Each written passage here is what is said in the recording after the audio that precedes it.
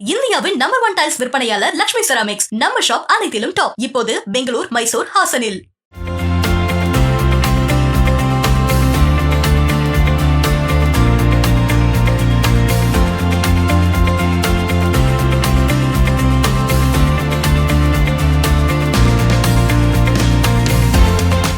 வணக்கம். வணக்கம் சுதர்ஷன், எப்படி இருக்கீங்க? நல்லா இருக்கு. நீங்க எப்படி இருக்கீங்க? நல்லா இருக்கேன், ரொம்ப நல்லா இருக்கேன். கரை பத்தி டீட்டெயில்டா தெரிஞ்சுக்க போறோம். இதுக்கு முன்னாடி சில இன்டர்வியூஸ் நீங்க கொடுத்திருந்தாலும் ஸோ நம்ம அதுல சொன்ன விஷயங்கள் தாண்டி நிறைய விஷயங்கள் கேட்டு தெரிஞ்சுக்கணும் அப்படின்றதான் வந்திருக்கோம்.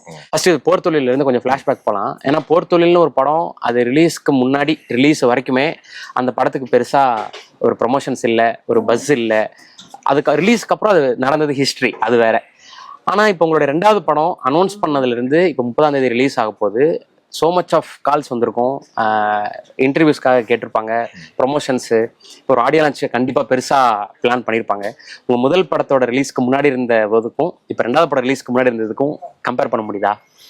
பெரிய டிஃபரன்ஸ் தான். ஓகே. அதான் ஃபர்ஸ்ட் டிஃபரன்ஸ் என்னன்னா, போர் தொழிலெல்லாம் பார்த்தீங்கன்னா ஜூனில் ரிலீஸ் ஆகுது. ஸோ ஜனவரியிலேயே நாங்கள் படத்தை முடிச்சு காப்பி எடுத்து ரெடியாக வச்சாச்சு. சும்மா தான் இருந்த ஒரு 3 மாதம். ஸோ அப்போ ப்ரொமோஷன்லாம் ஜாலியாக போயிட்டு கொடுக்குறது இதுன்ட்டு. இப்போ பார்த்தீங்கன்னா இன்னும் ஒரு 3-4 நாள் ஆகும் நாங்கள் படத்தை முடிக்கிறதுக்கே. ஓகே. ஆனால் அதுக்கு இடையில இது ப்ரொமோஷன் பண்ணணும், இது இப்போ ஆடியோ லான்ச் பண்ணணும் அப்படின்ற போது அங்கேயும் இங்கேயும் ஓடிக்கிட்டு இருக்கேன் நான். சவுண்டு மிக்ஸு, டிஐ அப்படின்ட்டு. ஸோ ப்ரெஷர்ன்றது இருக்குது. படத்தை எடுக்கும் போது இருந்த ப்ரெஷரோட அந்த டுவர்ட்ஸ் ரிலீஸ் ஒரு ப்ரெஷர் வந்து ஃபீல் ஆகுது. ஓகே. ஆமாம். ஸோ பட் நம்ம முடிஞ்ச அளவுக்கு நம்ம பண்ணியாச்சு, பண்ணிட்டு இருக்கோம். அதுக்கு மேல நம்ம கையில எதுவுமே இல்லைல்ல. கண்டிப்பா. ஆனா நீங்க வேலையா சொல்றீங்க, நான் as a person, as a கிரியேட்டரா பாக்குறேன். உங்க ஃபர்ஸ்ட் படத்துக்கு அப்போ உங்களுக்கு இருந்திருக்கும்ல இந்த படம், நீங்க முன்னாடி எல்லா இன்டர்வியூஸ்லயும் சொன்னது. அப்படி பார்த்தா ஃபர்ஸ்ட் படம் தான் ஸ்பெஷல் எனக்கு. அதுதான் எனக்கு ஸ்பெஷல். ஓகே. நம்ம வந்து ஒரு டைரக்டர் ஆயிடுவோமா அப்படின்ற ஒரு கனவோட பல வருஷம் டிராவல் ஆகி கடைசியில நம்ம படம் ரிலீஸ் ஆகுதுன்ற போது டெஃபினட்டா அதுதான் வந்து ஸ்பெஷல். ஓகே. ஓகே. இது வேற மாதிரியான ப்ரெஷர். ஸ்பெஷல் மொமெண்ட்னு பார்த்தா எனக்கு கண்டிப்பா போர் தொழில் தான். ஓகே. ஆனா எல்லாருமே வந்து 2வது படம் தான் ஒரு கிரியேட்டருக்கு ரொம்ப முக்கியம்ன்றது சொல்லுவாங்க. அப்படி இன்னைக்கு இண்டஸ்ட்ரியில பெரிய இடத்துல இருக்கக்கூடிய டைரக்டர்ஸ் எல்லாருக்குமே வந்து செகண்ட் ஃபிலிம் வந்து ஒரு மிகப்பெரிய ஒரு பிரேக்கா இருந்திருக்கு. ஃபர்ஸ்ட் ஃபிலிம் ஹிட் கொடுத்தாலும் இல்ல ஃபர்ஸ்ட் ஃபிலிம் ஒரு ஆவரேஜா போயிருந்தாலும் செகண்ட் ஃபிலிம் வந்து ஒரு பயங்கர பிரேக் த்ரூவா இருந்திருக்கு. ஸோ பட் நீங்க வந்து இதை எப்படி பாக்குறீங்க? இல்ல அது கரெக்ட் தான். கேரியர் ஆஸ்பெக்டிவ்ல இப்போ ஒரு ஃபில்ம் மேக்கர் கேட்டீங்கன்னா எல்லா படமே அவங்களுக்கு இம்பார்ட்டன்ட் தான். ஒரு கேரியர் பெர்ஸ்பெக்டிவ்ல நம்மளை பொசிஷன் பண்ணும்பொழுது ஃபர்ஸ்ட் படம் ஹிட் கொடுத்துட்டோம், 2வது படமும் ஹிட் கொடுத்தாதான் அந்த ஒரு கன்சிஸ்டன்சி இருக்குன்ற ஒரு விஷயம்ன்றது வெளியில தெரியும். இல்லைன்னா என்ன சொல்லுவாங்கன்னா ஒரு 1 ஃபிலிம் ஒன்று அது எப்படியோ ஹிட் ஆயிடுச்சு, பொட்டன்ஷியல்னு இண்டஸ்ட்ரிக்கு தெரியப்படுத்துறதுக்கு கன்சிஸ்டன்சி தானே எல்லாத்துலயுமே இருக்கு தானே. இப்போ கிரிக்கெட் எடுத்தீங்கன்னா ஃபர்ஸ்ட் ஒரு மேட்ச்ல செஞ்சுரி அடிச்சுட்டு அடுத்ததுல இதுவாயிட்டா ஏதோ ஃப்ளூக்ல ஸ்டாம்பா அப்படின்னு தானே சொல்லுவாங்க. ஸோ அந்த ஒரு ஆஸ்பெக்ட்ல தான் அப்படி 3rd ஃபிலிமுக்கும் அது வரும். எல்லா படமுமே அந்த இது இருக்கும். எல்லாருமே இப்போ ஒரு படம் போட்டு எடுக்கும்பொழுது அது நல்லா வரணும் அப்படின்ற ஒரு ஆஸ்பெக்ட்ல தான் இருக்குது. ஓகே. பட் உங்க மைண்ட்ல நீங்க ஏன்னா போர் தொழில் ரிலீஸ்க்கு முன்னாடி ஒரு 3 மாசம் நீங்க கம்ப்ளீட்டா காப்பியில எடுத்து வச்சுட்டு இருக்கேன்னு சொன்னீங்க. பட் இந்த ஐடியாவே உங்களுக்கு ஐடியாவா அப்பவே உங்களுக்கு இருந்தது, போர் தொழில் ரிலீஸ்க்கு முன்னாடி இருந்தது நீங்க சொல்லிருந்தீங்க. ஆமா. பட் உங்களுடைய பாயிண்ட் ஆஃப் வியூல நம்மளோட 2வது படமா இதை பண்ணலாம் அப்படின்ற ஒரு ஸ்பார்க் ஒன்று இருந்திருக்கும். அது இதுதானா இல்ல வேறையா? எங்களுக்கு 2-3 ஐடியா இருந்தது. ஓகே.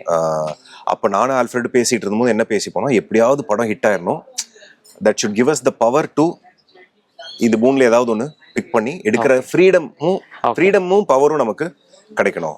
அதுக்காகவாவது இந்த படம் ஹிட் ஆகணும் அப்படின்ற ஒரு ஸ்பேஸ்ல வந்தோம். லக்கிலி வந்து படம் நல்லா ஓடுனதுனால அந்த 3ல எங்களுக்கு ரொம்ப பிடிச்ச ஐடியாவை எடுத்து டெவலப் பண்ண முடிஞ்சது. 3 ஐடியாஸ் வச்சிருந்தீங்க, இந்த 3ல தான் ஏதோ ஒன்று நம்ம 2வது பண்ண போறோம். படத்துடைய சக்சஸ்க்கு ஏத்த மாதிரி என்னென்ன ஆஃபர்ஸ் வருதோ ஆப்பர்ச்சுனிட்டிஸ்க்கு ஏத்த மாதிரி படம் ரிசல்ட் வேற மாதிரி இருந்தா வேற கதையா இருந்திருக்கும். இல்ல இந்த கதையை வேற மாதிரி சொல்லியிருப்போம். கரை அப்படின்ற டைட்டில் வந்து அனௌன்ஸ்மெண்ட் D54 இருந்தது, கரைன்னு மாறும்போது கரைன்னு ஒரு பேரா, நான் கரை அப்படின்னு எடுத்துக்கணுமா இல்ல கரைன்னா என்ன அப்படிங்கும் போது அந்த நீங்க அந்த ஃபேஸ் ஆஃப் கரையில வரும்போது என் பேரு கரசாமின்னு அதுல முடியுது. என் பேரு கரசாமி. கரசாமின்னு ஒரு பேரா? ஏன்னா ஊர்ல கருப்புசாமி இந்த மாதிரிலாம் நம்ம நிறைய கேள்விப்பட்டிருப்போம், ராமசாமி, கந்தசாமி அப்படின்னு. பட் கரசாமின்னு ஒரு பேர் இருக்கா அப்படின்ற ஒரு கேள்வி இருந்தது. இன்னொன்னு அந்த கரை அப்படிங்கும் போது அந்த இதுலயே டயலாகா வந்தது, என் மேல ஒரு கரை இருக்கு, அந்த கரையை நான் இது துடைக்கணும். பண்ணணும், துடைக்கணும். என்னை நம்பி இருக்கவங்கள நான் கரை சேர்த்தணும். கரை கரை பேரும் கரைசாமி. இந்த இதுக்குள்ள இருக்கக்கூடிய விஷயங்கள் பத்தி பேசலாம். இல்ல ஃபர்ஸ்ட் என்னன்னா, எனக்கு தெரிஞ்சவரோட பேர் வந்து கரை.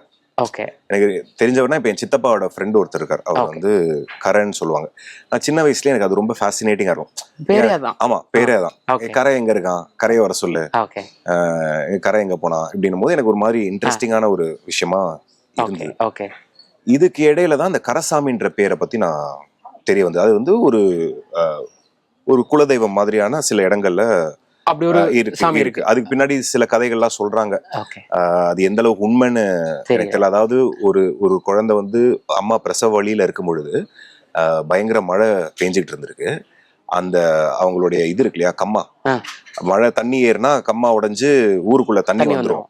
இவங்க வந்து பிரசவ வழியில இருக்காங்க, வெளியில போக முடியல. அதனால இவங்க கடவுளை வேண்டிக்கிட்டு நைட் ஃபுல்லா தாக்கு பிடிச்சிருக்காங்க. குழந்தை பிறந்துருச்சு, கரை உடையல. அதனால அந்த குழந்தைக்கு வந்து கரசாமின்னு பேர் வச்சுட்டதா இந்த மாதிரிலாம் விஷயங்கள்லாம் கேள்விப்பட்டேன். சோ இந்த கரைன்ற பேர் ரொம்ப பிடிச்சிருந்து.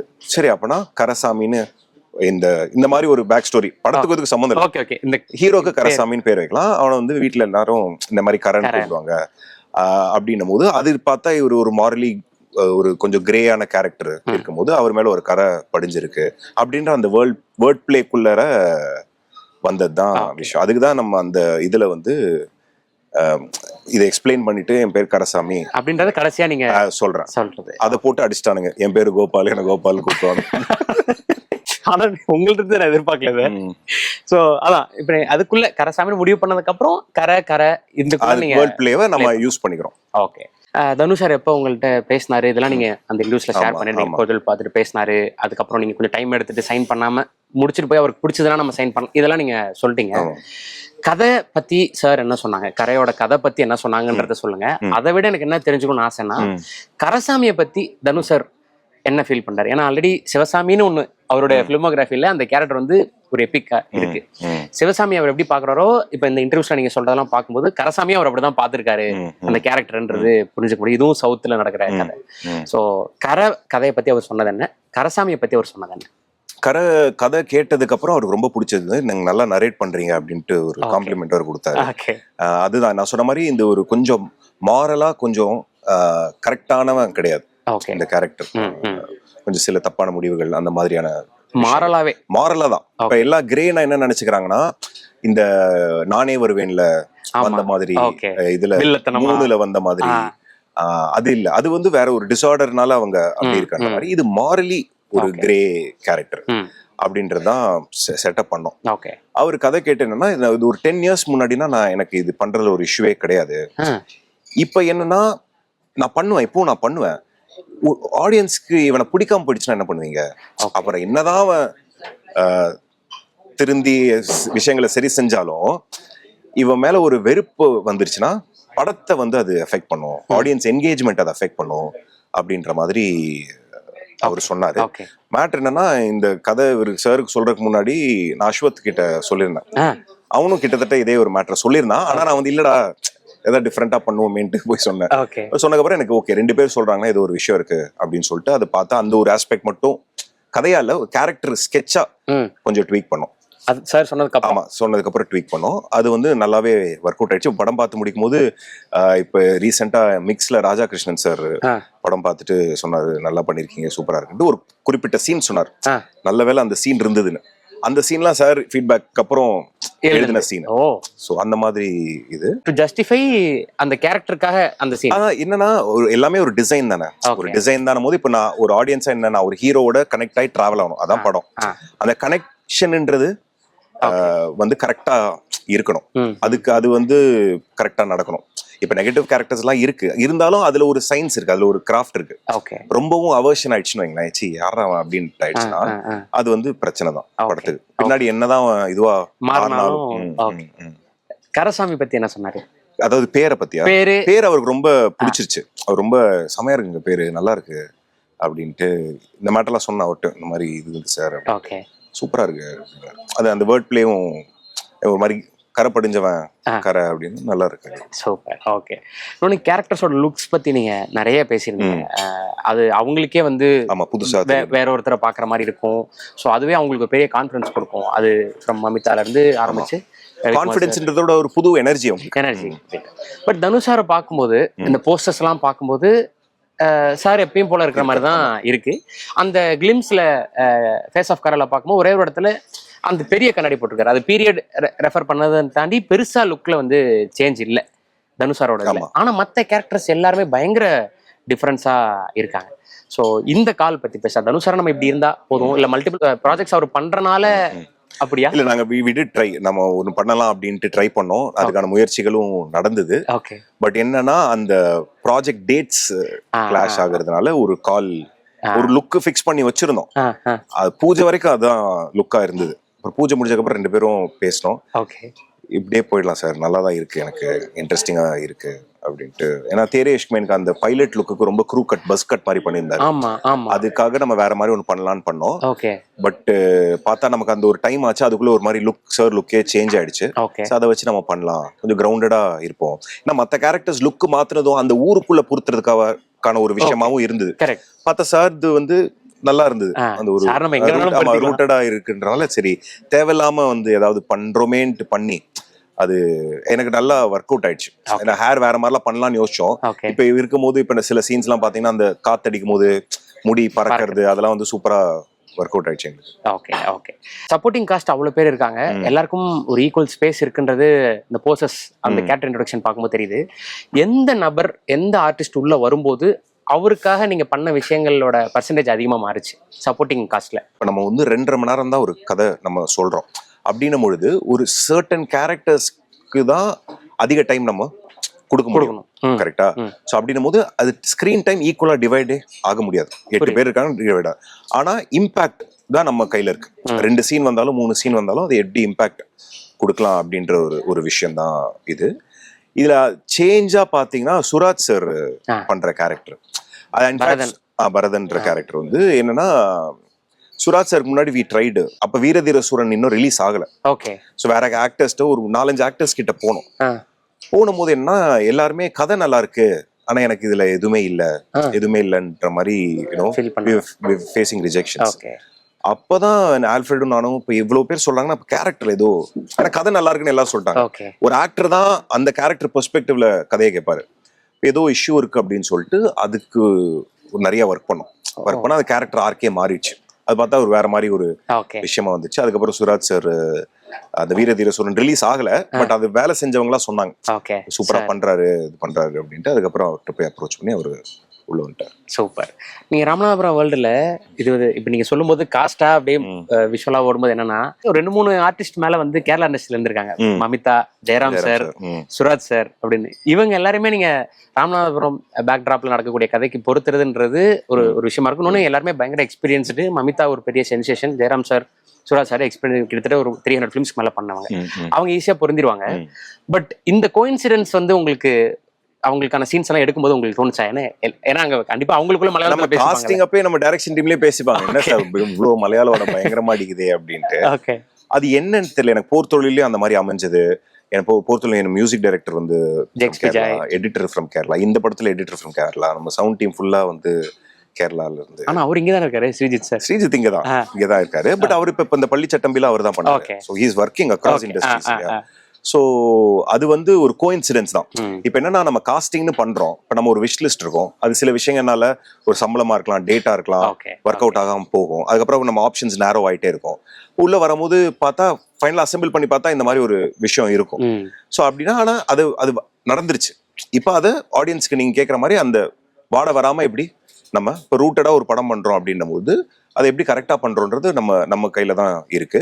இதுல என்னன்னா ஜெயராம் சார், சுராஜ் சார் பொறுத்த வரைக்கும் அவங்க அந்த ஊர்ல இருந்தாலும் அந்த ரூட்டட்னஸ்ன்றது அவ்வளவா தேவைப்படல. மமிதாக்கு தான் வந்து எனக்கு ரூட்டட்னஸ் வந்து தேவைப்படுது. ஸோ அதனால அதுக்கு அவங்க சுராஜ் சாரும் பாத்தீங்கன்னா டப்பிங் பயங்கரமா ஒரு 8-10 நாள் உட்காந்து பயங்கரமா ட்ரில் எடுத்து அந்த மலையாள வாட வராத மாதிரி ஒரு டப்பிங் பண்ணி same with Mamitha. Jayaram sir பெருசா பண்ணல, ஏன்னா நமக்கு பரிச்சயமான ஒரு கேரக்டர் இல்லையா. ஸோ அதை அப்படியே விட்டோம். ஓகே. காசிமயன்ற பேருமே வந்து ரொம்ப நல்லா இருந்தது கருணா சாருக்கு. ஸோ சாருமே ரொம்ப நாள் கழிச்சு தனுஷ் சாரும் அவரும் ஒர்க் பண்றாங்க. ஆமா ஆமா ஸோ அவர் நிறைய இடங்கள்ல பேசும்போதுமே இந்த காரை பத்தி பயங்கரமா எக்ஸைட் ஆகி பேசினாரு. ஸோ சாரோட சமீபத்திய படங்கள் இப்ப நீங்க போகுமிடம் வெகு தூரம் இல்லை மாதிரியான படங்கள்லாம் பார்த்தோம். இல்ல வந்து சுர்ரை போற்று, இதுல சொர்க்கவாசல், இதெல்லாம் பார்க்கும்போது சூப்பரான ஒரு பெர்ஃபார்மன்ஸ், பயங்கரமான ஆக்டருங்க அவரு. இதுவா இருந்தது. இதுல எப்படி சூப்பர் ஆக்டர் அவர். அவர் ஒரு என்ன சொல்றதுன்னா அந்த கிராவிட்டாஸ்னு சொல்லுவாங்க, அந்த நம்பகத்தன்மை இருக்கு இல்லையா, அது சூப்பரா கொண்டு வந்துருவார். அந்த ஊர்க்காரர் மாதிரியே இருப்பாரு. ஒரு பாட்டுக்கு துண்டை போட்டுக்கிட்டு சேர் உட்காந்துட்டு அங்க போனா அந்த ஊர் மக்களோட பேசிக்கிட்டு இது பண்ணிக்கிட்டு, அதே மாதிரி கதையாவும் நல்ல ஸ்டோரி சென்ஸ் உள்ள ஒரு ஆள், பயங்கரமான ஒரு ஸ்டோரி சென்ஸ் உள்ள ஆள். அவர் கரெக்டா பிடிப்பாரு. என்ன தம்பி அது எப்படி தம்பி நடக்கும் அப்படின்னு கேட்பாரு. ஸோ அந்த மாதிரிலாம் கேட்பாரு. கரெக்ட், நல்லா இருந்தா நல்லா சொல்லுவாரு. ஃபர்ஸ்ட் 4 டேஸ்லாம் ஷூட் பண்ணி முடிச்சுட்டு, எப்பா எனக்கு நடிக்கிறதுக்கே பக்குன்னு இருக்குப்பா, தியேட்டர்ல சூப்பரா இருக்கும்பா அப்படின்னாரு. ஸோ அந்த மாதிரி ரொம்ப ஃப்ரெண்ட்லி, எனக்கு ஒரு மாதிரி ரொம்ப க்ளோஸ் ஆயிட்டோம் நாங்க இந்த ஷூட்டிங் ப்ராசஸ்ல. இந்த ஜான்ராவா நீங்க சொல்ற போது இன்டர்வியூ எல்லாமே emotionally rooted suspense thriller. Correct. அப்படி மைக்கேல் மதன காமராஜன்ற மாதிரி. ஆமா, அது சொல்லிக்கிட்டு இருக்கேன். ஆமா, அதை நீங்க சொல்லிட்டே இருக்கீங்க. ஆமா, போர் தொழில் பார்க்கும்போது அது ஒரு கிரைம் த்ரில்லர், ஒரு சீரியல் கில்லர் பத்தின படம் அப்படின்றத ஜான்ராவா நம்ம ஈஸியா ஒரு இடத்துல பொருத்திட முடியும். எக்ஸ்பீரியன்ஸா வேற. கரெக்ட். பட் இதை நீங்க சொல்லும் போதே இவ்வளவு விஷயங்கள் இருக்கே, அப்ப என்னதான் சொல்ல வராங்க அப்படின்றது இருக்கு. அதுதான் சொல்ல வரீங்க. இது ஒரு த்ரில்லர் தான். ஓகே. ஆனா இது ஒரு ஆக்ஷன் த்ரில்லர் கிடையாது. ஆக்ஷன் இருக்கு, but it's not driven by action. ஒரு இமோஷனல் டிரைவ் வந்து படம் ஃபுல்லா இருக்கும். ஆனா இது வந்து பார்க்கும்போது அடுத்து என்னன்ற சுவாரஸ்யம் கடைசி வரைக்கும் உங்களுக்கு இருக்கும். இதுதான் விஷயம். இதுல ஸ்கிரீன் பிளேன்னு ஒண்ணு பண்ணிருக்கோம். இதுல சில சாய்ஸஸ்லாம் புதுசா எடுத்திருக்கோம். கன்வென்ஷனலா சாய்ஸஸ்னா எதை மீன் பண்றீங்க? ஒரு சீன் எப்படி ஸ்டேஜ் பண்றது, ஒரு இன்டர்வல் பிளாக்னா எப்படி இருக்கணும், செகண்ட் ஹாஃப் ஆரம்பிச்சோடனே கதை எப்படி நகரணும், வில்லன் யாரு, சோ இந்த மாதிரி விஷயங்கள்லாம் வந்து கொஞ்சம் அதெல்லாம் எங்களுக்கு தெரியாமலே எழுதி பார்த்ததுக்கப்புறம் நானும் ஆல்ஃபிரட் பேசிட்டு இருந்தோம். என்னென்னமோ வித்தியாசமா இல்ல, ஆனா நல்லா இருக்கு, கரெக்டா ஃபீல் ஆகுது. கரெக்ட், இந்த கதைக்கான மேட்டர் தான் ஃபீல் ஆகுது. அப்புறம் நாங்க யோசிச்சு பார்த்தோம், இந்த மாதிரி வேற ஏதாவது படத்துல பண்ணியிருந்திருக்காங்களா அப்படின்னா எங்களுக்கு அந்த இது ஒரு ரெஃபரன்ஸ் பாயிண்ட்ன்றது இல்ல. அதாவது I am talking about the சின்ன சின்ன smaller micro sequences within the film. நான் அதை மீன் பண்றேன். கதையா எல்லாம் உங்களுக்கு தெரியும்ல, புரியுது. கதைன்றதை தான் ட்ரீட்மெண்ட் தான் நம்ம வேற வேறையா பண்ண முடியும். 1991ல ராமநாதபுரம் பேக்டிராப்ல போர் அங்க ஈரான் ஈராக்ல போர் நடந்த சூழல்ல நடக்கிற ஒரு அந்த பேக்டிராப்ல நடக்கிற கதை நீங்க சொன்னீங்க. பட் கதையா நீங்க எங்கேயுமே சொல்லல. அது த்ரில்லர் படம் எடுக்கிற போது இருக்கக்கூடிய பிரச்சனை அதுதானா, கதையை சொல்ல முடியாதுன்றது? ஆமா, அதாவது இப்ப போர் தொழில் கதையை சொல்லிடலாம். ஒரு சீரியல் கில்லிங் நடக்குது, 2 போலீஸ்காரங்க பிடிக்கிறாங்க. அதுக்குள்ள இருக்கிற சின்ன சின்ன பிளாட் ட்விஸ்ட், காஸ்டிங் சாய்ஸஸ் தான் நான் படம் ரிலீஸ்க்கு முன்னாடி இந்த மாதிரி நான் கேட்டுக்கிட்டேன், யாரும் இதெல்லாம் சொல்லி. இப்ப இதுல பாத்தீங்கன்னா சில இதுல ஹை கான்செப்ட் சொல்லிதான் ஆகணும். இதுல ஒரு கிரக்ஸ் இருக்கு. இப்ப எனக்கு என்ன, அந்த கிரக்ஸ் ஆடியன்ஸ் தியேட்டர்ல தான் எனக்கு அவங்க பார்த்து தெரிஞ்சுக்கணும் அப்படின்றது என்னுடைய ஆசை. முடிஞ்ச அளவுக்கு அது எத்தனை பேர் பாக்குறாங்களோ அது ஐ எம் ஹோப்பிங் போர் தொழில் மாதிரியே அதை பெருசா வெளியில சொல்லிக்காம அடுத்தடுத்து வரவங்களுக்கும் அதை பார்த்து என்ஜாய் பண்ணுவாங்க. அப்படியான விஷயங்கள் இருக்கா அதுல? ஏன்னா நீங்க போர் தொழில் வரும்போது சத்பாபு சாரோட கேரக்டரே நீங்க வெளியே சொல்லல, காட்டல. அந்த மாதிரி காஸ்டிங்கா நாங்க யாரையும் ஒளிச்செல்லாம் ஒளிச்சு வைக்கல. கதை தான், கதை என்ன கதை, ஹீரோட கோல் என்ன, இந்த விஷயங்கள் இருக்குல்ல, அதெல்லாம் தான் நாங்க ஜென்ரலா ஒரு ட்ரெய்லர் பாத்தீங்கன்னு வச்சுக்கோங்க, ஹீரோட கோலை சொல்லிடும். ஓகேவா, கான்ஃபிளிக்ட் என்னன்னு சொல்றோம், அது எப்படி பண்ண போறான்றதா நீங்க தியேட்டர்ல வந்து பாருங்கன்னு சொல்லுவோம். இப்ப எனக்கு அந்த கோலே நீங்க தியேட்டர்ல வந்து பாருங்க அப்படின்னு நான் சொல்றேன். ஏன்னா அதுல ஒரு சின்ன ஒரு மேட்டர் இருக்கு, அது நீங்க அங்க பார்க்கும்போது ஒரு எதுவுமே தெரியாம பார்க்கும்போது ஒரு நல்ல ஒரு ஹை கிடைக்கும் அப்படின்னு. அதே மாதிரி இந்த கல்ஃப் வார்ன்றது என்னன்னா, எல்லாரும் என்ன நினைச்சாங்க, கல்ஃப் வார்ல பத்தின கதைன்னு நினைச்சுக்கிறாங்க. அது கிடையாது விஷயம். கல்ஃப் வார்ன்றது ஒரு பேக்ட்ராப். அந்த கல்ஃப் வார்னால ஒரு விஷயம்ன்றது இந்த கதையில ஒரு எலிமெண்டா இருக்கு. அதுதான் வந்து நான் மீன் பண்ணேன். இப்ப என்ன ஆயிடுதுனாக்க, நம்ம ட்விட்டர்ல இப்ப நான் பேசுறேன், இதை கட் பண்ணி போட்டாங்கன்னா பிரச்சனை கிடையாது. டெக்ஸ்டா என்ன ஒண்ணு, நம்ம பிரிண்ட் இன்டர்வியூ கொடுத்தா அதை எடுத்து அவங்களுக்கு என்ன வேணுமோ அதை எழுதி ஒண்ணு போட்டுறாங்க. இல்ல இன்டர்வியூ கொடுத்தாலும் வீடியோ போடாம அதுல இருந்த இதை எடுத்துட்டு அதை சுத்தி ஒரு ஜோடிச்சு போட்டு விடுறாங்க, அதை எல்லாரும் போடுறாங்க. அது என்னன்ட்டு எனக்கு புரியல. அதனால இது வரைக்கும் நீங்க கதை எங்கேயுமே சொல்லல. இது சொல்ல மாட்டீங்க. ஆமா, படம் பார்க்கும்போது தெரிஞ்சுக்கணும். ஆமா, இந்த 1991 கல்ஃப் வார், ராமநாதபுரம், இதெல்லாமே பேக்ட்ராப் செட்டிங், எல்லாமே செட்டிங் தான், இது கதை கிடையாது. இன்னொன்னு நீங்க சொல்லிருந்தீங்க, இதுல வந்து போர் தொழில் பண்ணும்போது உங்களுக்கு ஃபுல்லா ஸ்டோரி போர்ட்ல இருந்தது. அந்த இன்டர்வியூஸ்ல எல்லாமே நீங்க சொன்னதுதான். போர் தொழிலோட round table, post release interviews எல்லாமே நீங்க ஸ்டோரி போர்ட் பத்தி ரொம்ப நுணுக்கமா நிறைய விஷயங்கள் பேசியிருந்தீங்க. இதுலயும் நீங்க ஸ்டோரி போர்ட் பண்ணிருக்கீங்க. அந்த எமோஷனல் டிராமா, எமோஷனல் சீன்ஸ் எடுக்கிறது நாங்க பண்ணலன்னு நீங்க சொன்னீங்க. இன்னொன்னு, ஒரு த்ரில்லர் படம் எடுத்துட முடியும், பட் அந்த எமோஷனல் இதுதான் வந்து எனக்கு இதுவா இருக்கு அப்படின்னு நீங்க சொன்னீங்க, சேலஞ்சா இருக்குன்றீங்க சொல்லியிருந்தீங்க அந்த இன்டர்வியூஸ்ல. அந்த போர்ஷனுக்காக தான் தேனீஸ்வர் சார் மாதிரியான ஒரு டிஓபி தேவைப்பட்டாரா? இல்ல, தேனீஸ்வர் சார் மாதிரி ஒரு டிஓபி எதுக்குட்டா, அந்த இப்ப நான் வந்து மதுரையில பிறந்திருந்தாலும் நான் சென்னையில வளர்ந்த பையன். ஓகே. அவர் பார்த்தா அங்க வளர்ந்தவர். என்னோட ஆர்ட் டைரக்டர் மாயபாண்டியும் தான். எனக்கு அந்த வேர்ல்டு கிரியேட் பண்றதுக்கு தான் அதுதான் மெயினா நான் வந்து தேனீஸ்வர் சாருக்கு ப்ரிஃபர் பண்ணது. ஏன்னா நமக்கு தெரியாத விஷயங்கள் அவர் சொல்லுவாரு. அவருக்கு அந்த ஊர் தெரியும், எப்படி இருக்கும், சன் எந்த டைம்ல எந்த மாதிரி இருக்கும், எப்படி பிளே பண்றது, அதுதான் ஒழிய இந்த இமோஷனல் சீன்ஸ் எடுக்கிறதுன்றது நம்ம ஆக்டர்ஸ் கூட சேர்ந்து ஃபிகர் அவுட் பண்றது தான். ரெண்டாவது, தேனீஸ்வர் சார் என்னன்னா அவர் பயங்கர ஃபாஸ்ட். அவர் மேக்ஸிமம் அவைலபிள் லைட்லேயே பண்ணுவார். ஸோ இப்போ என்னன்னா, இமோஷனல் சீன்ஸ் பண்ணும்போது ஆக்டர்ஸ் கூப்பிட்டு அவங்க நடிக்க சொல்லிட்டு இமீடியட்டா என்னால் ஷார்ட் செட் பண்ண முடியும். ஏன்னா ஈஸ்வர் சார் டக்குன்னு ஃபாஸ்டா பண்ணிடுவார். அவங்கள நடிக்கிறது காமிச்சிட்டாக்க, சரி இங்க இருந்து ஒரு ஆங்கிள், அங்க இருந்த ஆங்கிள்னா சட்டுன்னு ரெடி ஆயிடுவார். ஓகே. ஸோ அது வந்து ஒரு பெரிய ஹெல்ப்பா இருந்தது. ஏன்னா நீங்க அந்த இன்டர்வியூ சொல்லும்போது நான் என்ன புரிஞ்சுக்கிட்டேன்னா, ஈஸ்வர் சார் பண்ண நீங்க அழகர் சாமியின் குதிரையில இருந்து ஆரம்பிச்சு நீங்க மலையாளத்துல அவர் பண்ண நண்பகல் நேரத்து மயக்கம், புழு எல்லாமே வந்து எமோஷனல் ட்ரிவனான படங்கள். இப்ப கர்ணன் மாதிரியோ மாமன்னன் மாதிரியோ எல்லாமே வந்து எமோஷனல் டிராமா, அதுக்குள்ள ஆக்ஷன் இருக்கும், பாலிடிக்ஸ் அதெல்லாம் இருக்கும். பட் அதை இங்க உங்களால அத்தன்டிக்கா எடுத்துட்டு வர்றதுக்கு தான் அவர் தேவைப்பட்டாரோ அப்படின்றது எனக்கு நான் புரிஞ்சுக்கிட்டேன். எனக்கு மெயினா அந்த வேர்ல்டுக்காக, வேர்ல்டு பில்டிங்காக வந்து அந்த ஏஸ்தட்டிக்ஸ்க்காக தான் நான் ஈஸ்வர் சார்ட்ட கேட்டேன், நீங்க இது பண்றீங்களா சார் அப்படின்றது. ரெண்டாவது ஒரு குவிக். ஓகே. அது ஒரு காரணம். இப்போ முதல் படம் ஒரு டெக்னீஷியனோட நீங்க ஒர்க் பண்றதுக்கும் ஜென்ரலா, இப்போ நீங்க சினிமாட்டோகிராஃபர் அவர் கலைச்செல்வன் சிவாஜி அவர் பண்ணியிருப்பாரு. இப்போ இதுல நீங்க ஈஸ்வர் சாரோட ஒர்க் பண்ணீங்க. எடிட்டர் வந்து சேம் எடிட்டர் ஸ்ரீஜித் சாரங், அதுக்கு இதுக்கு அப்படின்றது. ஒரு சினிமாட்டோகிராஃபரை ஒரு டைரக்டர் வந்து கூப்பிட்டுக்கிறதுக்கு ஸ்கிரிப்ட் டிமாண்ட் பண்ணுமா, எப்படி அது நடக்குது அப்படின்றத தெரிஞ்சுக்கணும் அப்படின்னு நினைக்கிறேன். மெயினா ஸ்கிரிப்ட் தான். ஓகே. என்ன மாதிரி கதை இருக்கு, அந்த கதையை எப்படி என்ன மாதிரி சொல்ல போறோம், ஷூட் பண்ண போறோம்ன்ற நமக்கு ஒரு ரஃப் ஐடியா இருக்கும். அது பண்ணதுக்கு அப்புறம் சரி இந்த மாதிரி யார் பண்ணிருக்கா அப்படின்னு நம்ம படங்கள் பார்த்ததுல இருந்து தெரிஞ்சிருப்போம். ஸோ அந்த பேசிஸ்ல எப்படி நம்ம ஒரு ரோலுக்கு ஆக்டரை சூஸ் பண்றோமோ, டெக்னீஷியன்ஸும் அந்த மாதிரி சூஸ் பண்றது தான். இப்போ நான் இதுதான் ராமநாதபுரத்துல செட் பண்றோம்னு உடனே எனக்கு அந்த அந்த களத்துல படம் எடுத்தவங்கன்ற விட அந்த களத்துல வளர்ந்தவங்க தான் எனக்கு மெயின். அந்த ஊரை தெரிஞ்சவங்க அப்படின்றது தான் நான் வந்து ஒரு மாயபாண்டியா இருக்கட்டும், தேனீஸ்வர் சாரா இருக்கட்டும். அஃப்கோர்ஸ் அவங்களுடைய ப்ரொஃபஷனல் கேப்பபிலிட்டின்றது இருக்கு, அஃப்கோர்ஸ் அதனால தான் அவங்க ப்ரொஃபஷனல்ஸ். அதை தாண்டி எனக்கு என்னன்னா, எனக்கு தெரியும் மதுரை தெரியும், போவேன் வருவேன் எல்லாம் ஓகே. ஆனா அங்கேயே வளர்ந்தவங்களுக்குன்னு அவங்களோட பெர்ஸ்பெக்டிவ் ஒன்று இருக்கும், அதுதான் ரீசன். ஓகே. பிளஸ் ஜான்ராவும் முடிவு பண்ணுமா? இப்போ நீங்க நாளைக்கு ஒரு ஸ்போர்ட்ஸ் படம் பண்றீங்கன்னு. ஆமா. சோ அப்போ இப்போ நான் நிறைய ஹேண்டில் ஷாட்ஸ் அதுக்கு தேவை, ஸ்டெடி கேம் ஷாட்ஸ் அதிகமா தேவை, ஆப்ரேட் பண்ணணும், லைக் ஷார்ட்லயே ஜூம் பண்ணணும் அப்படின்னா அந்த மாதிரி அது வந்து வேற ஸ்கில். ஹேண்டில்ஸ் நிறைய பண்ண, இப்போ ஈஸ்வர்ஸ் எல்லாம் நிறைய ஹேண்டில் பண்ணுவாரு. ஸோ ஒவ்வொருத்தருக்கும் ஒரு ஸ்கில் இருக்கு. ஸோ அந்த மாதிரி ஷார்ட்ஸ் அதிகமா இருக்கு அப்படின்னாக்க அது அந்த மாதிரி சினிமாட்டோகிராஃபர்ஸ் நம்ம கேட்போம். இது பயங்கரமா லைட் பண்ண வேண்டி இருக்கு, நைட்ஸ் நிறைய இருக்கு அப்படின்னா அது வேற ஒரு ஸ்கில் செட். நைட் லைட்டிங்ன்றது டோட்டலா வேற மேட்ரு, நேச்சுரல் லைட்ன்றது வேற மேட்ரு.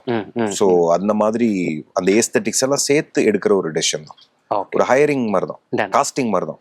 ஏன்னா ஈஸ்வர் சார் ஆல்ரெடி தனுஷ் சாரோட கர்ணன் ஒர்க் பண்ணிருக்காங்க. அதுவுமே ஒரு திருநெல்வேலியில அங்க அந்த ஸ்மால் டவுன்ல நடக்கக்கூடிய ஒரு விஷயம். இது ராமநாதபுரம் அப்படிங்கும்போது கண்டிப்பா அவங்க ரெண்டு பேருக்குமான ஒரு ஈக்குவேஷன் வந்து ரொம்ப நல்லா இருந்திருக்கும் அப்படின்றது புரிஞ்சுக்கும். அதெல்லாம் செகண்டரி, அது செகண்டரி தான். அப்ப நம்ம பண்ணும்போது இப்போ அவர் ஆல்ரெடி ஒர்க் பண்ணிருக்காரு, சோ ஹீல் நோ. நான் அவர்கிட்ட இருந்து கேட்டு தெரிஞ்சுக்கலாம், எப்படி சார் எப்படி எத்தனை டேக் பண்ணுவாரு, எப்படி என்ன மாதிரி ப்ரிஃபர் பண்ணுவாரு அப்படின்றதெல்லாம், அதெல்லாம் ஆடட் போனஸ். ஓகே. ஓகே. இப்ப நீங்க சொல்ற மாதிரி ஆல்ரெடி இது யார் பண்ணிருக்காங்க, அதுல எக்ஸலா யார் இருக்காங்க அப்படின்றத பார்த்துட்டு அவங்களை நம்ம கூப்பிடுறது அப்படின்றது ஒரு பக்கம் இருந்தாலும், இது வரைக்கும் நான் பண்ணாததை பண்ணணும் அப்படின்ற பாயிண்ட் ஆஃப் வியூல தானே அவங்களும் வருவாங்க. இது எந்த இடத்துல சிங்க் ஆகும் நீங்க நினைக்கிறீங்க? அது ஏன்னா கதை அவங்களுக்கு ஆப்பர்ச்சுனிட்டிஸ் கொடுக்கும். நீங்க சொல்ற மாதிரி கர்ணனும் ஒரு ஸ்மால் டவுன் ஃபிலிமா இருந்தாலும், நம்மளதும் இந்த மாதிரி இருந்தாலும் கதையில சீன்ஸ்ல ஒரு ஆப்பர்ச்சுனிட்டிஸ் கிடைக்கும்ல. ஸோ இதுல பாத்தீங்கன்னா கேமரா மூவ்மெண்ட்ஸ் வந்து நாங்க நிறைய ட்ரை பண்ணிருக்கோம். நானும் ஈஸ்வர் சார் மியூனிக்னு ஒரு படத்தை தான் நாங்க விஷுவல் ரெஃபரன்ஸா எடுத்துக்கிட்டோம். ஸோ சாருக்கு வந்து அந்த மாதிரி இது வரைக்கும் பண்ணதில்லை. அவர் பிரைமர்லி ஹேண்டில்டு ஸ்டாட்டிக் கம்போசிஷன்ஸ், நண்பகல் நேரத்து, அழகர் சாமி, எல்லா ஷாட்டுமே மூமெண்ட்லன்றது அவர் இது வரைக்கும் பண்ணதுல. ஸோ அது அவருக்கு சேலஞ்சா இருந்தது. ஸோ திடீர்னு இப்படி கேமரா ட்ராக்ல இருக்குன்னா ட்ராக்லயே ஜூம் பண்ணுவோம், அப்படியே பேன் பண்ணுவோம், இங்கே ஷிஃப்ட் ஃபோக்கஸ் பண்ணுவோம். ஸோ இந்த மாதிரி கம்பைன் பண்ணி எடுக்கிற விஷயங்கள்லாம் இருக்கு இல்லையா, அதெல்லாம் வந்து சாருக்கு வந்து அவருக்கு அதுதான் சேலஞ்சா எடுத்துட்டு உள்ள வந்தார். நைஸ். அவருக்கு அதான் புதுசு இதுல. Okay okay. இன்னும் வெற்றி சார் எல்லா இடங்களையும் சொல்றதுதான், வெற்றிமாறன் சார் ஒரு படம் உருவாகிறது வந்து எடிட் டேபிள்ல தான் அப்படின்னு. ஆமா. ஸோ ஒரே எடிட்டரோட டிராவல் பண்றதுன்றது மோஸ்ட்லி எல்லா டேரக்டர்ஸுமே விரும்புவாங்க, பட் சிங்க்ல இருக்கும் அப்படின்றதுதான். ஸோ நீங்க சொல்றது அவங்க சொல்றது நீங்க அப்படின்றது. ஸோ அப்படி உங்களோட இந்த 2 படத்துக்குமே வந்து ஸ்ரீஜித் சாரங்க தான் எடிட்டர். ஸோ உங்க 2 பேருக்குமான சிங்க் எப்படி இருந்தது? போர்த்தொழில அவர் பண்ண மேஜிக் என்ன அவரோட கிராஃப்ட்ல அப்படின்றதும் தெரிஞ்சுக்கணும். ரைட். ஸோ இப்போ என்னன்னா நம்ம ஸ்க்ரீன் பிளே 2 இதுலயும் பாத்தீங்கன்னாக்க எடிட்ல ஸ்ட்ரக்சரா பெருசா மாத்த முடியாது. ஏன்னா என்னால லிங்கேஜ் இருக்கும், எதை தொட்டாலும் ஏதாவது இடிக்கும். ஸோ அப்ப நம்ம ட்ரிம் பண்ணணும்ன்ற போது சீனுக்குள்ளதான் ஒர்க் பண்ணும். எனக்கு போர்த்தொழில் எனக்கு பெரிய ரெவலேஷனே என்னன்னாக்க, இந்த மாதிரி டைட்டா எடுத்தாச்சு, இப்போ ஒரு 10 நிமிஷம் குறைக்கணும்ன்ற மாதிரி வருது, எந்த சீனுமே என்னால கை வைக்க முடியாது. அவரு அங்கதான் வந்து சீனுக்குள்ளார பிளே பண்ண ஆரம்பிச்சார். சீனுக்குள்ளார இந்த டயலாக் தேவையில்ல, இதுல இருந்து அங்க போலாம், இந்த ஒரு ஷார்ட் போட்டா இந்த டயலாக் தூக்கிடலாம், அந்த மாதிரி பண்ணி சீன் எதுவுமே தொடாம 10 நிமிஷம் குறைச்சாரு. ஸோ அதுதான் வந்து எனக்கு அதுல வந்து எடிட்டர் வந்து இதுவும் பண்ணலாம் அப்படின்ற ஒரு இது. ஸோ அந்த நாலேஜ் எல்லாம் வச்சுக்கிட்டு இந்த இதுக்கு வரும்போது ஒரு ப்ராப்பர் சிங்க் இருந்தது. ஸோ அவர்கிட்ட நான் என்னன்னா ஸ்கிரிப்ட் கொடுக்க மாட்டேன் முன்னாடியே. ஆமா ஆமா. ஏன்னா நீங்க பாருங்க, ஏன்னா நம்ம ஸ்கிரிப்ட் நிறைய பேர்கிட்ட கொடுத்து ஃபீட்பேக்லாம் வாங்கியாச்சு, நம்ம இது இருக்கு.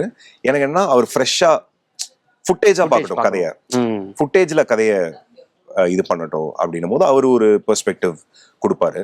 ஸோ ரொம்ப ஓப்பனா கொலாபரேட்டிவா இருப்போம், ஃப்ரீயா பேசிப்போம். லைக் அவர் சொல்லுவாரு, இல்ல ப்ரோ இந்த டீட்டெயிலிங்லாம் தேவையில்ல, கதைக்கு போயிடலாம் அப்படின்னு. இது வேணுமா வேணாமான்னு கேட்பாரு. பயங்கரமா டிபேட் பண்ணி ஒரு நல்ல ஒர்க்கிங் எக்ஸ்பீரியன்ஸ். ஆனா இப்ப நீங்க சொல்ற பதில் எனக்கு கொஞ்சம் ஆச்சரியமா இருக்கு. என்னன்னா நிறைய டைரக்டர்ஸ் இல்ல எடிட்டர்ஸ் பத்தி பேசும்போது எடிட்டருமே ப்ரீ ப்ரொடக்ஷன்ல இருக்கணும். ஒரு ஸ்கிரிப்டை படிச்சு அவங்க ஸ்கிரிப்டை படிக்கும் போதே அவங்க எடிட் பண்ணிடுவாங்க, அப்ப நம்ம எடுக்கிறதுக்கு அது தேவையில்லை, ப்ரொடக்ஷன் காஸ்ட் மிச்சம். இந்த ஆஸ்பெக்ட்ல எடிட்டர்ஸும் ப்ரீ ப்ரொடக்ஷனுக்குள்ள கொண்டு வரதை பத்தி டைரக்டர்ஸும் பேசுறாங்க, எடிட்டரும் பேசுறாங்க. பட் நீங்க வந்து எடிட்டர் ஸ்கிரிப்ட் கொடுக்க மாட்டேன் அப்படின்றது வந்து எனக்கு வேற ஒரு பெர்செப்ஷனா தெரியுது.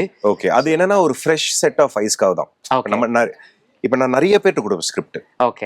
ஒரு 15 பேர் படிப்பாங்க இதுக்கு போறதுக்கு முன்னாடி, ஷூட் போறதுக்கு முன்னாடி. ஸோ எனக்கு நிறைய ஒப்பீனியன்ஸ் வந்துடும், அதை வச்சு ஒரு ஜட்ஜ்மெண்ட் வந்துடும்.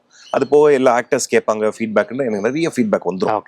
ஸோ இது பண்ணிட்டு இப்போ ஷூட் பண்ணிட்டு போகும்பொழுது இது ஸ்கிரிப்ட் கதையே தெரியாம ஒண்ணு பண்றாங்க இல்லையா, அதெல்லாம் பண்ணும்பொழுது அதுல ஒரு மேஜிக் நடக்கும். நம்ம பார்க்காத ஒரு விஷயத்த அவரு பிடிப்பாரு. ஏன்னா பர்ஃபார்மன்ஸ் ஒரு சில விஷயங்கள் மாத்தும், சில கலரை கொடுக்கும். ஸோ அந்த மாதிரி எல்லாம் இப்ப இன்ஃபேக்ட் இந்த படத்துல என்னன்னா ஒரு ப்ரொலாக் மாதிரி ஒண்ணு வச்சிருந்தோம்.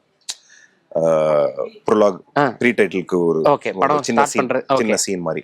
அந்த சீன் மட்டும் என்ன ஆயிடுச்சு, ராமநாதபுரத்துல வெதர் ஒர்க் அவுட் ஆகலன்ட்டு மழை வந்துருச்சு நாங்க முடிக்கிறதுக்குள்ள. ஸோ அதை மட்டும் பேட்ச் வச்சுட்டு ஷூட்டிங் முடிச்சுட்டு வந்துட்டோம். எடிட்லாம் முடிச்சுட்டு அதுக்கப்புறம் ஒரு நாள் டேட் வாங்கி அதை பண்ணிக்கலாம் அப்படின்ட்டு. இப்போ இவர் ஸ்கிரிப்டே தெரியாததுனால அதை எடிட் பண்ணிட்டாரு.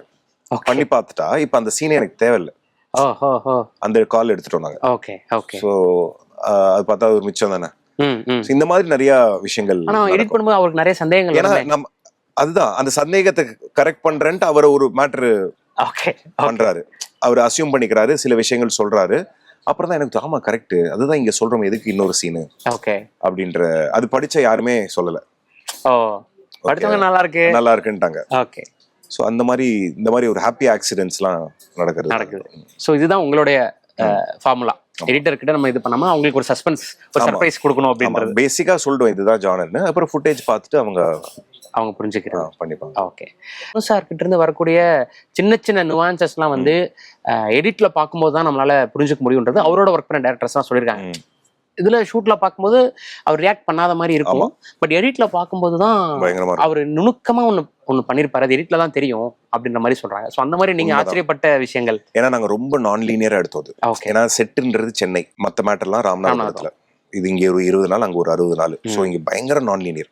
அங்க ஒரு சீன் நடந்து கட் பண்ணா இங்க செட்டுக்குள்ள இருப்போம் அப்படின்ற மாதிரி எடுத்த போதுலாம் நான் ஃபர்ஸ்ட் 3-4 டேஸ்லாம் சொல்லுவேன், சார் இதுக்கு முன்னாடி இது நடந்திருக்கு சார், எனக்கு எதுவுமே பண்ணாத மாதிரி இருக்கும். சார் இது நடந்திருக்கு, கரெக்டா இருக்கும் தினேஷ் அப்படின்னு. இல்லை சார் அது இல்லை கரெக்டாக இருக்கும், நீங்கள் படமாக பார்க்கும்போது உங்களுக்கு கரெக்டாக இருக்கும் அப்படின்னு.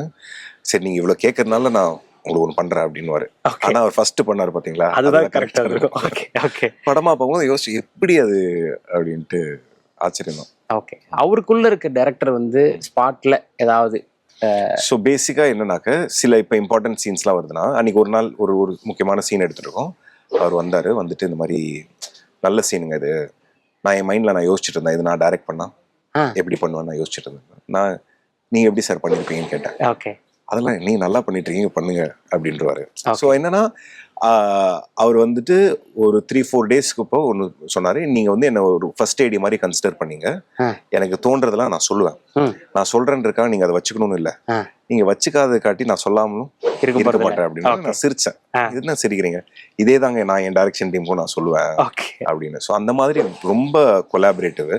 அதே மாதிரி பல முறை சொல்லுவார், உங்களுக்கு வேணுன்ற படத்தை நீங்க எடுங்க, எனக்கு இப்படி தோணுது நீங்க யோசிச்சு பாத்துங்க அப்படின்னாரு. ஃபார் இன்ஸ்டன்ஸ் ஒரு சீன்லாம் ஒரு ஒரு ஈவினிங்கா எடுத்துட்டு இருக்கோம், ஷூட் பண்ணிட்டு இருக்கோம், சீக்வன்ஸா போயிட்டு இருக்கு, திடீர்னு கூப்பிட்டாரு, விக்னேஷ் அங்க ஸ்கை ஓப்பன் ஆக போகுது, லைட்டு சூப்பரா இருக்கும், நம்ம அந்த ஷாட் வேணா எடுத்துருவோமா அப்படின்னு அவர் சொல்றாரு. ஏன்னா நான் இங்க ஓடிக்கிட்டு இருக்கேன், அவர் நின்று பார்த்துட்டு இருக்காரு, அந்த லைட்டா கிளவுட் கிராக் ஆகுது, கோல்டன் லைட் வருது, அவர் சொன்னா டக்குன்னு எல்லாத்தையும் எடுத்துட்டு இருக்காது அப்படின்னு பாட்டு அது அந்த ஷாட்டை எடுத்தோம். இப்ப பாத்தீங்கன்னா படத்தோட கடைசி ஷாட்டு அப்படி எடுத்துதான். அவர் கரெக்டா சொன்னார், லைட் பயங்கரமா வரப்போகுது கொஞ்ச நேரத்துல, ஏன்னா அங்க ஸ்கை மாறிக்கிட்டே இருக்கும் ராமநாதபுரத்துல, ஓப்பன் லேண்டு, கிளவுட்ஸ், பியூட்டிஃபுல்லா ஒரு மேட்டர். ஸோ இந்த மாதிரி வந்து ரொம்ப ஒரு கொலாபரேட்டர் தான். எக்ஸாக்டா இதே பதில கேப்டன் மில்லர் ப்ரமோஷன்ல பேசும்போது டைரக்டர் அருண் மாதேஸ்வரன் எக்ஸாக்டா இதை வார்த்தையை சொன்னார். அவர் என்ன சொன்னார்னா, அது பாத்துருக்கேன், அது கிளவுட் பாசிங். ஒரு இது போகும்போது கிளவுட் பாசிங்னா என்னன்னாக்க, இப்ப நம்ம ஷூட் பண்ணி ஓப்பன்ல ஷூட் பண்ணிட்டு இருக்கோம்னாக்க, இப்ப என்ன ஆங்கிள் எடுத்துட்டு இருக்கீங்களா, இப்ப கிளவுட் பாஸ் ஆகுதுன்னு வச்சுங்களேன், இப்ப என்ன ஆகும்னா நான் லைட்ல இருந்து ஷேடுக்கு மாறிடும். ஓகே. இப்ப நான் இங்க கிராஸ் கட் பண்ணும்போது உங்களுக்கு லைட்ல இருக்கும், வருமானு தெரியாது. ஓகே. லைட் கான்ஸ்டன்ட், கிளவுட் தான் பாசிங். அதனால என்ன பண்ணுவாங்க, எடுக்க மாட்டாங்க, நிப்பாட்டிடுவாங்க, அந்த கிளவுட் போயிரட்டும், லைட் ஆனதுக்கு அப்புறம் எடுப்போம்ட்டு. இல்லாட்டி ஒன் மோர் வேஸ்ட். அது எடிட்ல நீங்க படம் பார்த்துருக்கும் போது திடீர்னு ஒரு இருக்கிறவனுக்கு தெரியும் மேல மேகம் போகுதுன்னு, நான் தியேட்டர்ல பார்த்தேன் என்னடா திடீர்னு நிழல் வருதுன்னு இருக்கும், அதுக்காக அந்த மேட்டர் அது. ஓகே. இல்ல எனக்கு என்ன இந்த கிளவுட்ஸ், லைட்டு, சோ இதெல்லாம் பத்தி அவருக்கு அவ்வளவு விஷயங்கள் இருக்கு, கேரக்டரா யோசிக்கிறது, லைன்ஸ் யோசிக்கிறதெல்லாம் தாண்டி இத பத்தியும் ஒரு ஸ்பாட்ல கவனிச்சிட்டு இருக்காருன்றது ஆச்சரியமா இருக்கு. சோ தனுஷார் வந்து இப்ப சல்மா அவர் போட்ட ட்வீட் வந்து பயங்கர வைரல். உங்க பேரை போட்டு யூ ஜீனியஸ் அப்படின்னு போட்டிருந்தாரு. ஸோ அவர்கிட்ட இருந்து எப்பயாவது தான் அந்த மாதிரிலாம் வரும். ஸோ படம் பார்த்துட்டு என்ன சொன்னாரு, அந்த அதுவே எங்களால் புரிஞ்சுக்க முடிஞ்சது. பட் உங்கள்ட்ட நிறைய சொல்லியிருப்பார்ல. இல்லை, ஒரு ரொம்ப ஹாப்பி, நல்லா ரொம்ப நல்லா இருந்திருக்கு, திருப்தியா இருக்கு. படம் பார்த்துட்டு எனக்கு ரொம்ப திருப்தியா இருந்தது, நல்லா பண்ணியிருக்கீங்க அப்படின்ட்டு நான் ரொம்ப நேரம் பேசணும். சின்ன சின்ன நுவான்சஸ்லாம் சொன்னார், அவர் நல்லா பண்ணி இவர் நல்லா பண்ணியிருக்காரு அப்படின்ட்டு ரொம்ப ஹாப்பியா இருந்தாரு. ஸோ எனக்கு வந்து என்னன்னா, இப்போ ஒரு ஒரு டைரக்டர் வந்து இப்போ அந்த இதுதான் பாட்ஷா படத்துல ரஜினி சார் வந்து 3 விளக்கு ஏற்றுவார்ல, அந்த மாதிரி ஒன்று ஹீரோ, இன்னொன்று ப்ரொடியூசர், இன்னொன்று ஆடியன்ஸ். ஹீரோ விளக்கு ஏற்றியாச்சு, ஆடியன்ஸ் விளக்கு வந்து ஏறிடுச்சுன்னா ப்ரொடியூசர் விளக்கு ஆட்டோமேட்டிக். சூப்பர். ஓகே. ஸோ உங்க ஃப்ரெண்ட்ஸ் எல்லாம் வந்து நீங்க ஸ்கிரிப்ட்லாம் கொடுக்கும்போது சில விஷயம் சொல்லியிருப்பாங்க, சில கரெக்ஷன்ஸோ இல்லை இது நல்லா இருக்கு, இது சூப்பரா இருக்கு, இல்லை இது இப்படி மாற்றலாம், அந்த மாதிரி ஏதாவது. பட் ஷூட் போயிட்டு இருக்கும்போதோ அந்த அப்டேட்ஸ் தெரிஞ்சுக்கிறதும், அந்த சீன் எப்படி எடுத்த, அது எப்படி வந்திருக்கு அப்படின்றதெல்லாம் வந்து கேட்டு தெரிஞ்சு, இப்போ அஸ்வத் அவரே வந்து இருக்கலாம் உதாரணத்துக்கு சொல்றேன், அது கேட்டு தெரிஞ்சுக்கிறதோ, இல்ல படம் எப்போ எனக்கு காட்ட போறேன் அப்படின்னு உரிமையா கேட்கறதோ, அப்படியெல்லாம் நடந்த விஷயங்கள் ஏதாவது ஷேர் பண்ணலாமா? ஆமா, நிச்சயமா. இல்ல அதுதான் இப்ப எங்க செட்ல என்னன்னா, இப்ப அஸ்வத், ஸ்ரீகார்த்திக், கனம் டைரக்டர், நாங்க 3 பேரு க்ளோஸ். அதே மாதிரி எங்களுக்குள்ள இருக்கிற ஸ்கிரிப்ட்ன்றது பாத்தீங்கன்னா மாத்தி மாத்தி ஷேர் பண்ணிப்போம். ஓப்பனா இருப்போம், ப்ரூட்டலா இருப்போம். அதே மாதிரி ஸ்கிரிப்ட் 2 பேர்த்தையுமே கொடுத்தாச்சு, ஒப்பீனியன்லாம் வாங்கியாச்சு, படம் முடிச்சுட்டு போட்டு காமிச்சு நான். அதாவது கொஞ்சம் இப்ப ஃபைனல் கிடையாது, ஃபைனலோட ப்ரீவியஸ் வெர்ஷன். ஆமா, ப்ரீவியஸ் வெர்ஷன் காமிச்சிருவேன், பார்ப்போம். பார்த்துட்டு ஒரு 4 மணி நேரம் 5 மணி நேரம் பேசுவோம், நோட்ஸ் எல்லாம் கொடுப்பாங்க, அதெல்லாம் எடுத்து இன்கார்பரேட் பண்ணி பண்றது தான் ஃபைனல். அதுதான் ப்ராசஸ். ஸோ நாங்கள் ஒவ்வொருத்தர் ஒர்க்கு வந்து நாங்கள் கண்டிப்பா பார்த்துருவோம். எங்களுக்குள்ள என்ன, அட்லீஸ்ட் நமக்கு தெரிஞ்ச எந்த தப்பும் பண்ணிடக்கூடாது அப்படின்ட்டு. தப்பு நடக்கும், அது இது தப்புன்னு தெரிஞ்சுட்டாவது போனோம். நீங்க சொதப்பிட்ட அடுத்த வாட்டி ஏதாவது பார்த்துக்கோ அப்படின்றதும், இல்லை இது சரி பண்ணிடலாம் அப்படின்றதும், ஸோ அந்த மாதிரி ஒரு விஷயம் தான். ஆடு ஜீவிதம் ப்ரமோஷன்ல வந்து நீங்க மேபி அந்த கட்டு பாத்தீங்களான்னு தெரியல. பிருத்திவிராஜ் சார் கிட்ட தமிழ்ல இருக்கக்கூடிய எமர்ஜிங் டைரக்டர்ஸ் பத்தி பேசும்போது நான் பாத்திருக்கேன். ஆனா அவர் அப்ப அந்த படம் பார்க்கல. கரெக்ட். நான் அந்த படம் பார்க்கல. ஆனா என்னோட ப்ரொடியூசர் வந்து உங்களை பத்தி சொன்ன படம் பார்க்காமலே உங்களை பத்தி சொன்ன விஷயங்கள் வந்து அவ்வளவு டீடைல்டா இப்படிலாம் இருக்காங்க அவங்க சொல்லும் போது எனக்கு அப்படி இருந்ததுன்ற பயங்கர எக்ஸைட் ஆகி பேசினாரு. படம் பார்த்துட்டு உங்கள்ட்ட எதுவும் பேசினாங்களா? நான் பேசினாரு. இன்ஃபேக்ட் நான் இது சொல்லலாம், ஆக்சுவலா தப்பு இல்லை. இப்ப நான் ஒன்னு சொன்னேன், அந்த கேரக்டர் நம்ம நிறைய பேர்கிட்ட சொன்னோம். சுராஜ் சார் அது ஒர்க் ஆகலன்னு. அது பிருத்திவிராஜ் சாரும் ஒருத்தர். ஸோ அவர் தான் இது படம் ஹிட் ஆயிடுங்க, பட் என் கேரக்டர் வந்து கொஞ்சம் 2 டைமென்ஷனலா இருக்கு அப்படின்னாரு. அப்புறம் தான் யோசிச்சேன், இப்போ 2-3 பேர் சொல்றாங்கன்னா ஏதோ தப்பு இருக்கு, இதுலதான் தப்பு, நம்ம தான் இதை என்னென்னு பண்ணிக்கணும் அப்படின்ட்டு அதை நான் பேசினீங்க. எனக்கு என்ன ஆச்சரியம், நிறைய பேர் அவர் நேரம் சொல்லாம படம் பார்த்துட்டு பேசியிருந்தா அது யூஸ்வல்னு இருக்கும். அந்த படத்தை பார்க்காமலே அவர் உங்களை பத்தி கேட்ட விஷயத்த வந்து பயங்கர எக்ஸைட் ஆகி பேசினாரும் போது படம் பார்த்துருந்தா எப்படி பேசியிருப்பாருன்றது தெரிஞ்சுக்கணும்னு நினைச்சேன். ஜிவி சாரோட ஒர்க்ஸ் பத்தி நம்ம சொல்லிதான் தெரியணுன்றது இல்லை, அவ்வளவு படங்கள் வெவ்வேறு ஜானர்ஸ்ல சூப்பரா பண்ணியிருக்காரு. இன்னொன்று தனுஷ் சார் ஜிவி சார்ன்ற போது ஆட்டோமேட்டிக்கா ஒரு விஷயம் நடக்கும், மியூசிக்கலா அது எப்படி இருக்கும் அப்படின்ட்டு. ஆனா உங்க படங்கள்ல பெருசா பாடல்களுக்கான ஸ்கோப் இருக்காது, பேக்ரவுண்ட் ஸ்கோருக்கான விஷயங்கள் தான் இருக்கும். முதல் படம் ஜேக்ஸ் பிஜாய், 2வது படம் GV sir. So GV sir கிட்ட போகும்போது அவர் புரிஞ்சுப்பாரு தான், பட் இருந்தாலும் இல்ல வேற ஏதாவது பண்ணலாமா அப்படி ஏதாவது கேட்டாரா உங்கள்கிட்ட? வேற ஏதாவது பண்ணலாம் சாங்ஸா? இல்ல அந்த ப்ரெஷர்லாம் ஓகே இல்ல. சாங்ஸ் இருக்கு, நமக்கு மாண்டாஜஸா இருக்கு, ஒரு ஆல்பமா விஷயம் இருக்கு உள்ள இருக்கு. இப்ப அந்த கண்ணம்மா சாங் கூட டூயிங் வெல். ஸோ அதெல்லாம் ஒரு அந்த மாதிரி எந்த ஒரு ப்ரெஷருமே கிடையாது. கதைக்கு கரெக்டா உட்கார்ற மாதிரியான ஒரு பாட்டு தான் கதைக்குள்ளார. ஓகே. ஸோ அந்த சாங்ஸா ஒன்றும் கிடையாது. அப்புறம் நம்ம கதை கேட்டுட்டு அவரு என்ன சொன்னார்னா, நான் மியூசிக்கெல்லாம் வந்து நிறைய ட்ரம்பெட்ஸ்லாம் நிறைய ஆஃப்லைட் யூஸ் பண்ணிட்டேன் வீரதீரஸ்வரன் அது இதுன்ட்டு. அதனால ட்ரம்பெட்ஸ் மட்டும் அவாய்ட் பண்ணிடலாம், வேற மாதிரி கொஞ்சம் இன்டர்நேஷனல் சவுண்ட்ஸ் போகலாம். படம் ரூட்டடா இருந்தாலும் ஸ்கோர் வந்து கொஞ்சம் வெஸ்டர்னாகவும் இன்டர்நேஷனலாகவும் ட்ரீட் பண்ணலாம், சின்ன ஃபோக் எலிமெண்ட்ஸும் உள்ள வச்சுக்கலாம், ஹைபிரிடா பண்ணலாம் அப்படின்ற மாதிரி ஒரு ஐடியா பண்ணி ஒரு பேக்ரவுண்ட் ஸ்கோர் பாட்டு அவரு என்னங்க 10 நிமிஷத்துல ஒரு டியூன் கொடுத்துருவாங்க. எல்லாருமே அதான் சொல்றாங்க. ஐயோ 10 நிமிஷம், நான் சும்மா சொல்ல. ஓகே. 10 நிமிஷம் உட்காந்து வாசிச்சிடுவாரு. அவரா ப்ரோக்ராம் பண்றாருன்னா ஒரு 1 ஹவர்ல கொடுத்துருவாரு மொத்தமா, வாட்ஸ்அப்ல வந்துடும். Okay okay.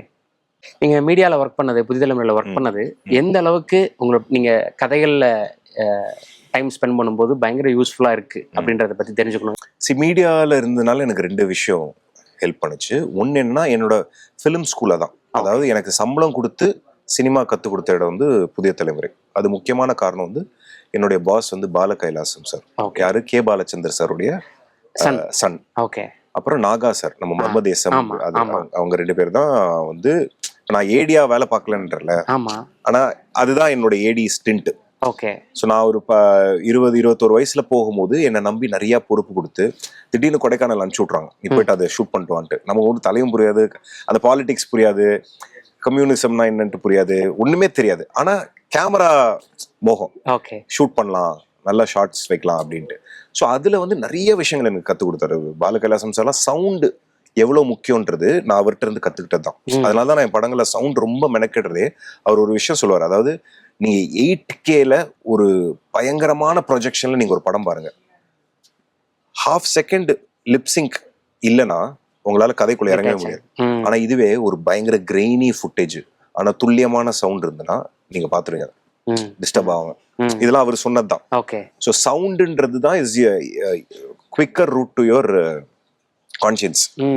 அதெல்லாம் வந்து அவர்கிட்ட கத்துக்கிட்டது. ஆக்டர்ஸ் கூட எப்படி ஒர்க் பண்ணுன்றதெல்லாம் நாகா சார் கத்து கொடுத்தது. இன்னொரு ஆஸ்பெக்ட்ன்றது தான் அந்த டிராவல்.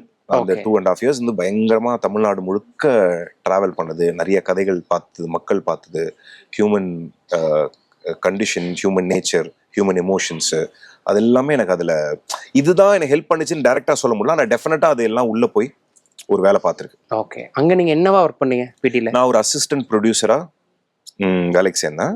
அப்புறம் அசோசியேட் ப்ரொடியூசரா இருக்கும்போது வந்துட்டேன். ஸோ நாங்க என்ன பண்ணுவோம், நாங்க நியூஸ்லாம் பண்ண மாட்டோம், வீக்கெண்ட் ஃபீச்சர்ஸ்னு சொல்லுவாங்க, ரவுத்ரம் பழகு அந்த மாதிரி ஷோஸ், டாக்குமெண்ட்ரிஸ் பேசிக்கா. ஓகே. ஆல்ஃபிரட் அங்க என்ன பண்ணாரு? ஆல்ஃபிரட் வந்து ஆல்ஃபிரட் இதே தான்.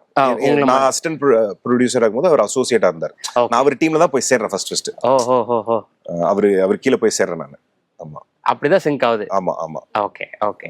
பட் அவருக்கும் உங்களுக்குமான சிங்க் பத்தி தெரிஞ்சுக்கணும். ஏன்னா இப்ப நீங்க உள்ள வரும்போதே நீங்க உங்க ஃப்ரெண்ட், உங்களோட ஒர்க் பண்ண கொலீக்கு, உங்களோட ரைட்டர் அப்படின்ற 3 பரிமாணத்துல நீங்க 2 பேரும் உள்ள வரீங்க. சோ நீங்க 2 பேரும் சேரும்போது ஒரு விஷயம் நடக்குது இல்ல, இது வந்து கம்ப்ளீட்டா உங்களோட எல்லா பிலிமோகிராஃபிலயும் அந்த இது இருக்குமா, இல்ல வேற ஜானர் போகணும்னு நினைக்கும் போது நீங்க வேற ஒருத்தரோட அசோசியேட் பண்ணுவீங்களா? அதுதான் இப்ப என்னன்னா, அந்த ஒரு கதைய ஒரு வேர்ல்டு வியூன்னு ஒண்ணு இருக்குல்ல, அதாவது உலகத்தை நம்ம எப்படி பாக்குறோம் அப்படின்ற ஒரு விஷயம் இருக்குல்ல, இந்த சிங்க்ன்றது ரொம்ப முக்கியம். இப்ப நம்ம ஒரு கதை பண்றோம்னா அந்த கதைய நானும் அவரும் ஒரே மாதிரி தான் பாக்குறோமா அப்படின்றதா முக்கியம். அந்த கொலாபரேட் பண்றோமா இல்லையான்ற டெசிஷனுக்கு. இப்ப இந்த விஷயத்துக்கு நீங்களும் கோவப்படுறீங்களா, நானும் கோவப்படுறேன், இது கரெக்ட்னு உங்களுக்கு தோணுதா, எனக்கும் அப்படிதான் தோணுது. அந்த மீட்டர் இருக்குல்ல, அந்த மீட்டர் சிங்க்ல இருந்ததுன்னா நாங்க வந்து அந்த கதையை எடுப்போம். இப்ப நான் எனக்கு ஒரு திடீர்னு ஒரு கதை சொல்லணும்னு இருக்கு, ஆனா அதுக்கு அவர் உடன்பாடு இல்லை, இந்த பாலிடிக்ஸ் ஆஃப் த ஸ்டோரியில அவருக்கு உடன்பாடு இல்லைனாக்க ஆப்வியஸா அவர் ஒர்க் பண்ண மாட்டார். அதே மாதிரி அவருக்கு ஒரு கதையை கொண்டு வராரு, இல்ல அல்ஃபிரட் எனக்கு இது என்னால ஏத்துக்க முடியல அப்படின்னா ஆப்வியஸா அதை he is free to do what he wants to do with it. அதுதான் விஷயம். ஆனா இப்ப நீங்க 3 கதை வச்சிருக்கேன்னு சொன்னீங்க.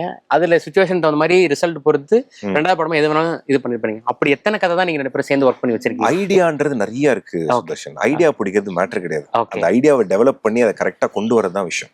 ஐடியான்றது உட்காந்து யோசிச்சா சும்மா பேசலாம். நம்ம ஒரு 2 நியூஸ் பேப்பர் ஆர்டிகல் பார்த்தா இது பாரு, அது நான் எப்படின்னா வாட் இஃப்ன்றது ஈஸியா யூ கேன் ஜென்ரேட். பட் அதை சஸ்டெயின் பண்ணி பில்ட் பண்ணி அது பண்றது தான் வேலை. Okay okay. ஆமா. இன்னொருமே நீங்க ரொம்ப கான்சியஸா எல்லா இடங்களுமே சொல்றது வந்து, என்னோட படங்கள்ல வந்து ஹீரோ அப்படின்றவன் வந்து கதைக்குள்ள இருந்து பிறக்கணும் அந்த ரேஞ்சில் நீங்க சொல்லியிருந்தீங்க. எடுத்தோடனே ஒருத்தவங்களை ஹீரோவா காட்டாம சிச்சுவேஷன் இது பண்ணி அங்கிருந்து தான் ஒருத்தர் ஹீரோவான்றது எவால்வ் ஆறது தான் எனக்கு பிடிக்கும் அப்படின்னு நீங்க சொல்லியிருந்தீங்க உங்களோட இதுல. ஸோ அப்படி உங்களை ரொம்ப இம்ப்ரெஸ் பண்ண தமிழ் படங்கள்ல ஒரு ஹீரோ என்னதான் ஒரு பெரிய ஸ்டார் பண்ணியிருந்தாலும் கதைக்குள்ளேயே வந்து ஒரு ஹீரோவா எமர்ஜ் ஆன விஷயங்கள்லாம் உங்களுக்கு ரொம்ப இம்ப்ரெஸ் பண்ணது யாரு, என்ன படம்?